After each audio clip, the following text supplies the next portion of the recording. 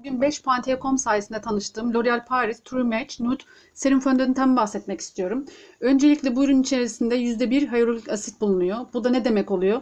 Bir yandan cildinizi nötralize ederken, yani fondötenle kapatırken, diğer yandan gün boyu cildinizi nemlendiriyorsunuz. Mat bitişli cilt de kullanabilir, yağlı cilt de kullanabilir. İçerisindeki dengesi çok güzel. Pompalı şekilde bir ürün. Üründen bir pompa almanız bile tüm cildinize uygulamanıza yeterli oluyor. Bakın şu şekilde sıvı. Yapısı çok güzel, emilmesi çok güzel. Renk eşitsizliğini yok ediyor. Morluklarınız varsa ben göz altına da kullanıyorum. Onu da güzel bir şekilde kapatıyor. Dediğim gibi serum fondöten arayışı içerisindeyseniz mutlaka bir ürünüze bakmanızı tavsiye ederim.